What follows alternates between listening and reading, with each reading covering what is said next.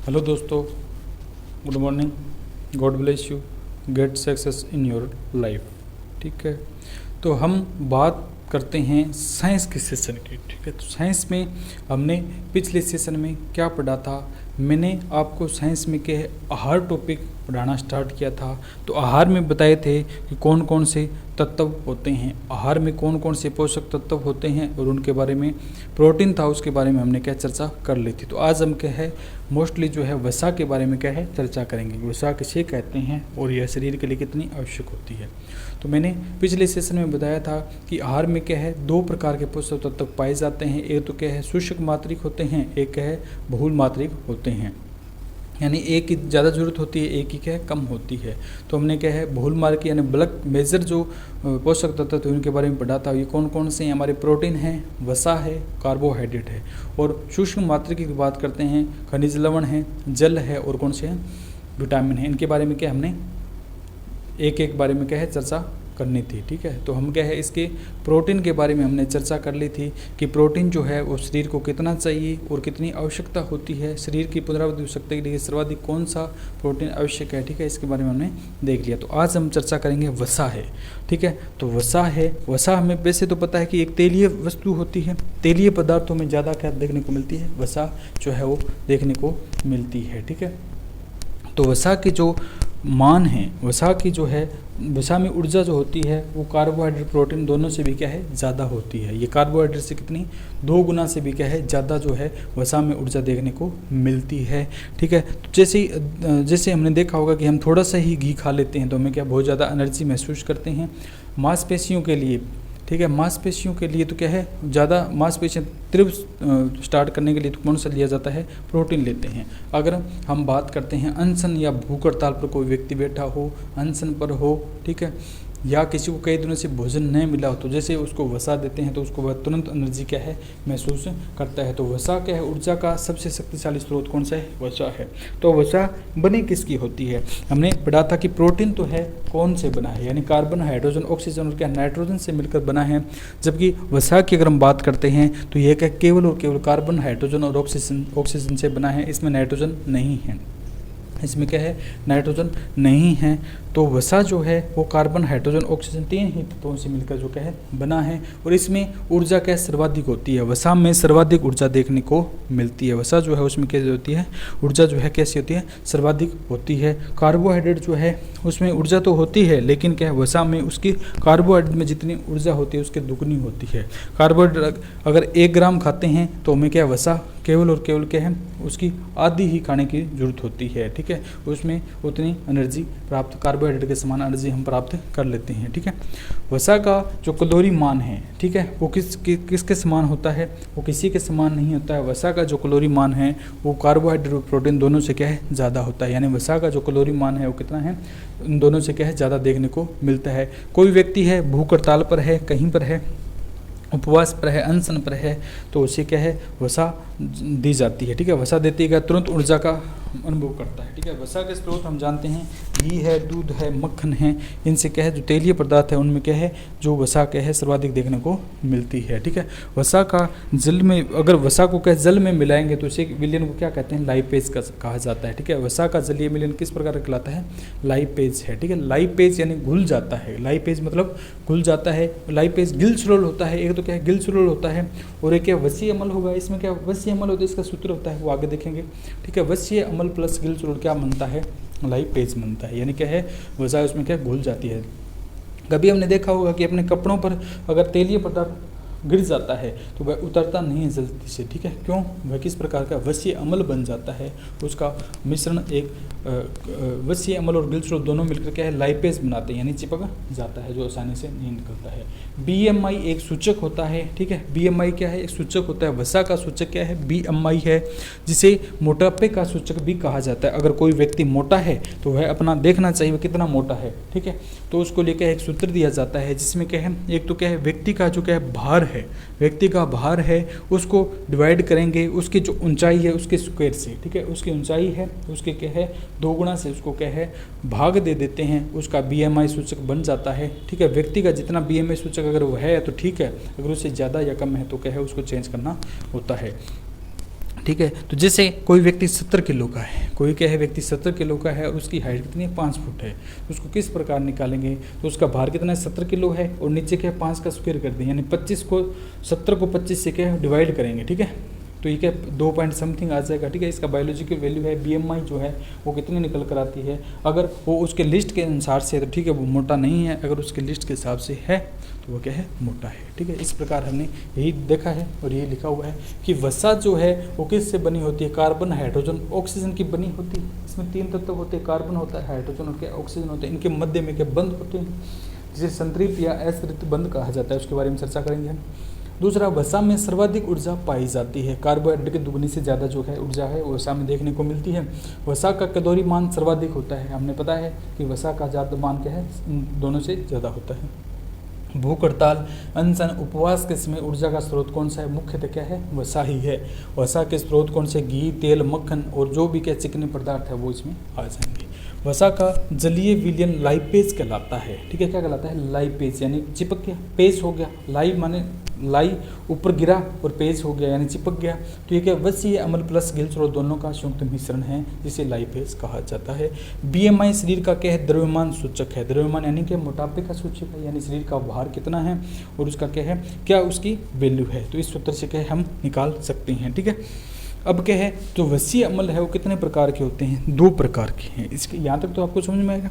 इसके बाद में क्या है, वसीय अम्ल जो है ये वसीय अम्ल है कितने प्रकार के होते हैं, 2 प्रकार के होते हैं। एक तो क्या संतृप्त होता है, एक है अनसंतृप्त होता है, यानी सेचुरेटेड होता है, और दूसरा कौन सा होता है, अनसेचुरेटेड होता है, ठीक है।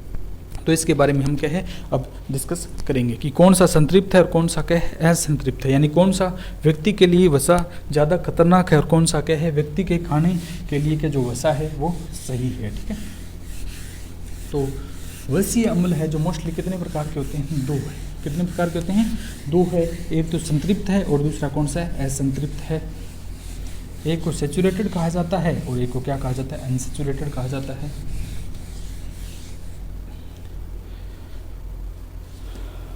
तो वसीय जो अम्ल है वो कितने प्रकार की हैं, ठीक है।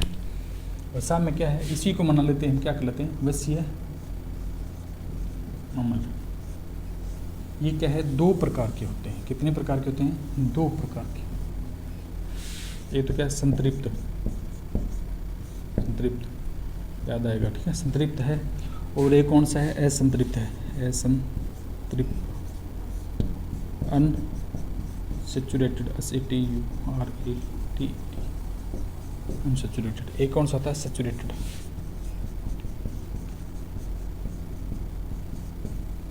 ठीक है। ये तो क्या है, संतृप्त होता है, एक कौन सा कहलाता है, असंतृप्त होता है। तो वसीय अम्ल मुख्यतः कितने प्रकार के होते हैं, हमारे 2 प्रकार के होते हैं। एक को संतृप्त कहा जाता है और एक को क्या है, असंतृप्त कहा जाता है, ठीक है। संतृप्त किसे कहा जाता है, पहले संतृप्त को समझिए। संतृप्त क्या होता है, कोई भी व्यक्ति है किसी चीज़ से क्या संतुष्ट है, उसे क्या कहा है, संतृप्त है, यानी क्या है वो धाप गया है, उसका मन भर गया है। जैसे कोई व्यक्ति है वो लगातार दाल ही दाल खा रहा है तो दाल से उसका मन भर जाएगा, यानी सेचुरेट हो गया, संतृप्त हो गया, उसको खाने की इच्छा नहीं है। कोई व्यक्ति है वो कई दिनों से उसको क्या है, गुलाब जामुन या रसगुल्ला खाने की इच्छा हो रही है, ठीक है, लेकिन जब तक उसके सामने नहीं आते हैं तब तो क्या है वो उसकी इच्छा करता रहता है। जब उसके सामने 2 किलो या 5 किलो रसगुल्ला लेकर रख दे, खा ले, कितने भी खाएगा वो, 2 खाएगा, 5 खाएगा, 10 खाएगा, लेकिन उसकी एक कंडीशन आ जाती है कि वह क्या है 10 खाने के बाद उसको क्या इतना बोरा सा भी और दे दो तो वो नहीं खा पाएगा, तो क्या है वो संतृप्त हो गया, यानी सेचुरेटेड हो गया, तो इनके संतृप्त हो जाता है, ठीक है। तो इसे ही संतृप्त या सेचुरेटेड कहा जाता है। तो इनमें क्या है, जब कार्बन कार्बन के मध्य एकल बंध हो तो उसे क्या कहते हैं, सेचुरेटेड कहा जाता है। इसमें क्या है, मैंने बताया था कार्बन, हाइड्रोजन, ऑक्सीजन बनेंगे। जब कार्बन और कार्बन के मध्य का एक ही बंध हो, यानी एक ही रस्सी से जब जुड़े हुए तो इसे संतृप्त कहा जाता है। दूसरा, असंतृप्त किसे कहा जाता है, जब कार्बन और कार्बन के मध्य द्विबंध हो, यानी 2 बंध हो, ठीक है, यानी क्या है वो 5 खा ले लेकिन फिर भी उसको 2 खाने की इच्छा और हो रही है तो इसे क्या कहा जाता है, अनसेचुरेटेड कहा जाता है। थोड़ा बहुत और खा लेगा तो ये किसमें डबल बंद होता है, ठीक है। इस समझ में है आपको, संतृप्त और असंतृप्त किसे कहा जाता है कि जिसमें कार्बन कार्बन के मध्य, ये मोस्टली हम क्या है CHO कार्बन हाइड्रोजन, इसमें क्या वैसे मिलकर बना हुआ है तो इनकी बात कर रहे हैं। तो जब क्या कार्बन और कार्बन के मध्य एकल बंध होता है तो इसे संतृप्त कहा जाता है, जब डबल होगा तो इसे असंतृप्त कहा जाएगा। ये क्या है, कमरे के ताप पर कमरे के ताप पर, यानी 25 डिग्री कमरे का ताप माना जाता है। साइंस में आपने देखा होगा कि 25 डिग्री तापमान कमरे का ताप नॉर्मल तापमान माना जाता है। 25 डिग्री कमरे के ताप पर यानी 25 डिग्री पर ठोस होते हैं, यानी क्या सैचुरेटेड जो होते हैं, सैचुरेटेड या संतृप्त जो वसीय अम्ल होते हैं वो क्या 25 डिग्री ताप पर क्या ठोस रहेंगे, ठीक है। और ये जो असंतृप्त होता है ये क्या तरल हो जाएगा। ये किस प्रकार का हो जाएगा, तरल है।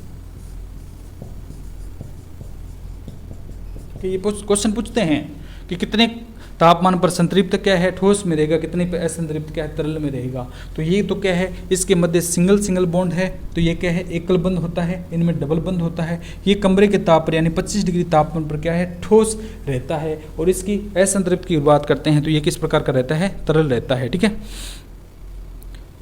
ठीक है, इसकी अगर हम बात करते हैं सैचुरेटेड की, तो ये क्या है स्वास्थ्य के लिए हानिकारक है या नुकसानदायक है। तो ये क्या स्वास्थ्य के लिए हानिकारक है,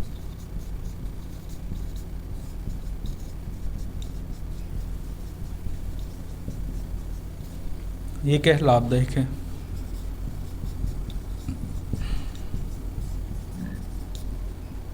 ठीक है, तो संतृप्त जो है वो स्वास्थ्य के लिए किस प्रकार का है, हानिकारक है, और ये कौन सा है, लाभदायक है, ठीक है।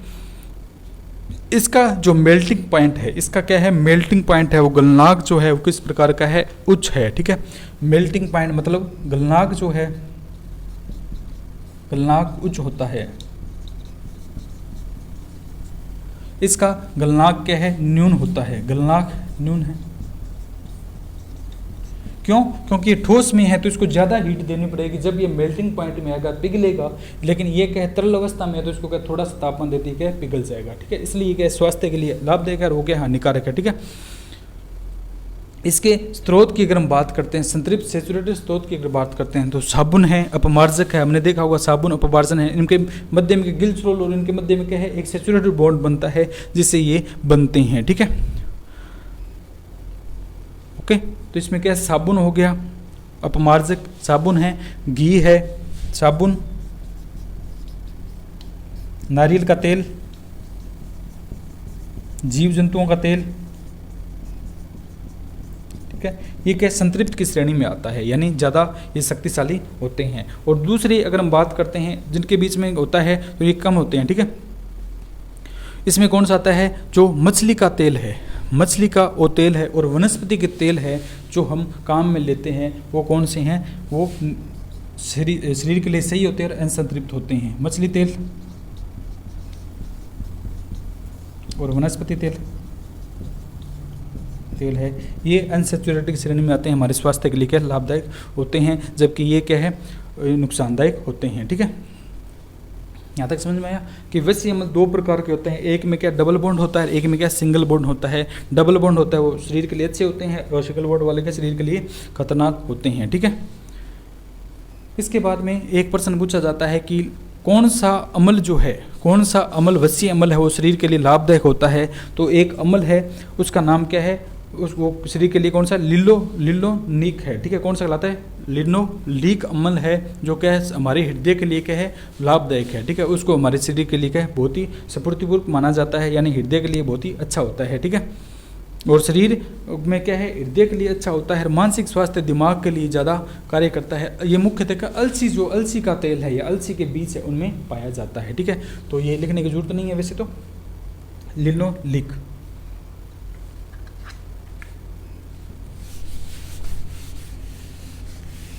क्वेश्चन पूछा हुआ था इसलिए मैंने बता दिया कि हृदय के लिए सबसे अच्छा वसीय अम्ल कौन सा है, लिनोलीक है, ठीक है।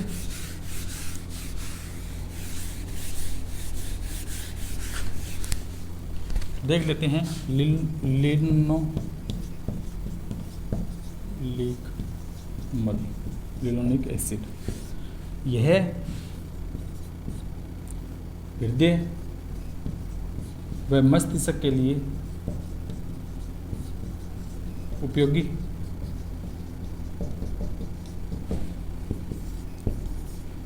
यह अलसी के तेल में सर्वाधिक पाया जाता है, अलसी के तेल में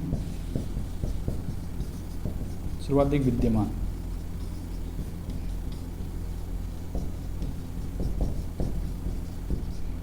अलसी के तेल में क्या है सर्वाधिक जो क्या है विद्यमान होता है, वो कौन सा आता है, लिनोलीक अम्ल है, ठीक है।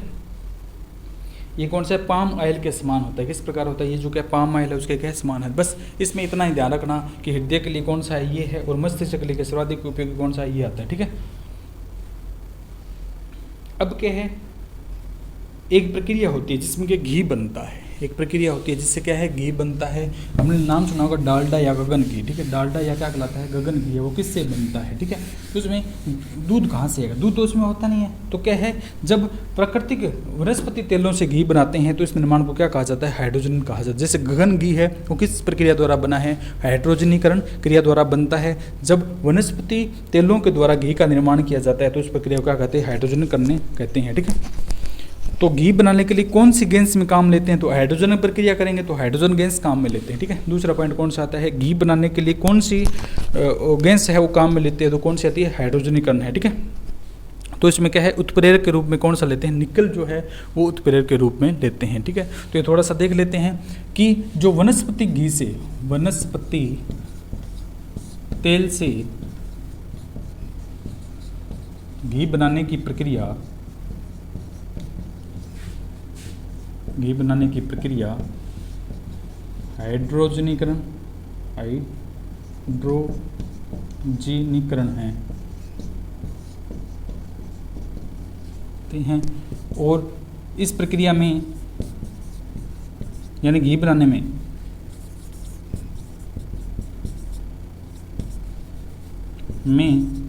हाइड्रोजन गैस काम में लेते हैं। कौन सी गैस होती है, हाइड्रोजन गैस काम में लेते हैं।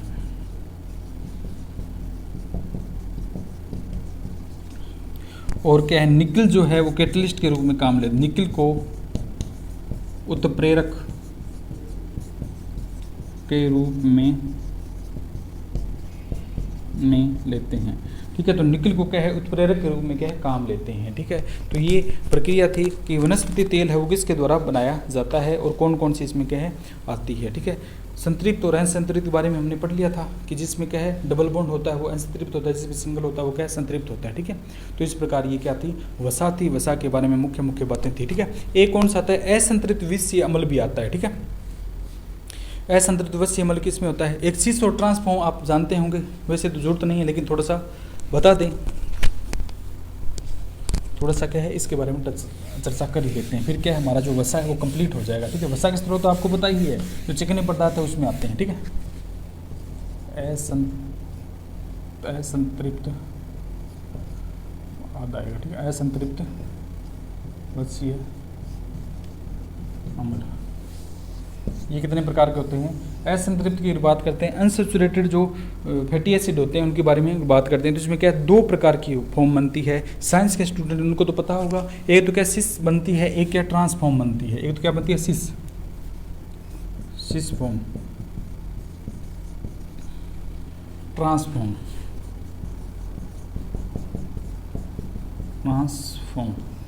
ठीक है। जब क्या है, कार्बन और कार्बन के मध्य डबल बॉन्ड होता है, कार्बन और कार्बन के मध्य क्या है, डबल बॉन्ड होता है और क्या है, H एक इस तरफ होता है तो क्या है, सिस फॉर्म बनती है। यानी क्या है, इसमें कार्बन और H इधर होगा। ठीक है, इधर कोई भी प्रेरक हो, इधर कोई भी हो तो उसमें क्या है, कोई फर्क नहीं पड़ता है। इसमें कार्बन कार्बन के डबल बॉन्ड हो, जब एक ही तरफ के है H न जुड़ा हो, एक तरफ न जुड़ा होकर के आमने सामने जुड़ता है तो उस प्रक्रिया को क्या कहते हैं, ट्रांसफॉर्म कहते हैं। ठीक है, उस फॉर्म को क्या कहते हैं, ट्रांसफॉर्म है। इसमें जैसे कौन सा है, आर कोई भी क्या मेटेलिक पदार्थ होता है, COOH तो क्या है, ये होता है, ये कार्बोक्सिलिक अम्ल। ठीक है, इसमें क्या है, H आमने सामने होगा, इधर होगा, इधर होगा, इधर हो जाएगा, इधर हो जाएगा, ये R और COOH इस प्रकार के ये जब जुड़ते हैं तो इसको ट्रांसफॉर्म कहा जाता है। H एक तरफ होता है तो सिस कहा जाता है, दोनों तरफ होते हैं तो ट्रांस कहा जाता है। ठीक है, ठीक है, इसको ट्रांसफॉर्म के अधिक गतिशील होते हैं, इसमें ज़्यादा सक्रियशील होते हैं, यानी ज़्यादा गतिशील पार्टिकल होते हैं, क्यों आपस में होते हैं। ठीक है, तो ज़्यादा गति, इसमें क्या है, गतिशील कम होती है, यानी पार्टिकल जो है मूवमेंट है वो कम होता है। ठीक है, ये क्या स्वास्थ्य के लिए लाभदायक है, स्वास्थ्य की पुष्टि करता है और उसके लिए क्या है, सिस फॉर्म लाभदायक है और ये क्या है, हानिकारक है। ठीक है, ट्रांसफॉर्म किस प्रकार की है, हानिकारक है। ठीक है, इसमें क्या है, ये था। ठीक है, इसमें एक ही दिशा में गति करेगा तो गति ज़्यादा होगी और इसमें क्या है, गति अपोजिट करता है तो उसकी गतिशील क्षमता क्या है, कम होती है। ठीक है, यानी असंतृप्त की जो ट्रांसफॉर्म है उसकी क्या गतिशील क्षमता क्या है, कम होती है। ठीक है, ओके। तो इसमें क्या है, इसमें जैसे रुधिर वाहिनियों में क्या है, रक्त ज़्यादा स्पीड से बहता है क्योंकि ये सक्रियशील है, इसमें क्या है जम जाता है, ठीक है। ये कोई ज़्यादा वो जरूरत नहीं है, ठीक है। तो मुख्यतः आपको वसा के स्रोत याद रखने हैं और वसा में कौन कौन से पार्टिकल है वो पाए जाते हैं, किन किन तत्वों से मिलकर बना है, ठीक है। तो ये हमारा क्या है, एक छोटा सा था वसा का टॉपिक है। इसमें आज इतना ही डिस्कस करेंगे, कल हम बढ़ेंगे कार्बोहाइड्रेट है, ठीक है। उसके बाद में विटामिन है, थोड़ा टाइम लग रहा है लेकिन धीरे धीरे क्या है बिल्कुल चलेंगे और बिल्कुल आपको क्या है समझ में आएगा, ठीक है। तो इस प्रकार कल हम क्या पढ़ेंगे, जो क्या है कार्बोहाइड्रेट है उसके बारे में चर्चा करेंगे, ठीक है। तो आज हमने वसा पढ़ा, पीछे वाले सेशन में हमने क्या प्रोटीन के बारे में डिस्कस किया, ठीक है। ओके दोस्तों, वैसे क्या है इसमें प्रोटीन जो वसा है उसके जो क्या स्रोत तो आपको पता ही है, नॉर्मल से स्रोत है, ठीक है, वो तो आपको पता ही रहता है। लेकिन जो मुख्य मुख्य बातें अंदर की बातें हैं वो ध्यान नहीं देते हैं, ठीक है। कौन सी शीश होती है, कौन सी ट्रांसफॉर्म होती है, कौन सी सेचुरेटेड होता है, कौन सी एसेचुरेटेड होता है, ठीक है। ये ऐसे नहीं, तो मुख्य जो वृक्ष हैं उनमें पूछ ली जाते हैं, छोटे वृक्ष में नहीं, जो मुख्य वृक्ष हैं उनमें ये पूछे जाते हैं, ठीक है। तो ओके दोस्तों, ठीक है। बाकी जो कार्बोहाइड्रेट है वो अगले सेशन में क्या है डिस्कस करेंगे, ठीक है। ओके।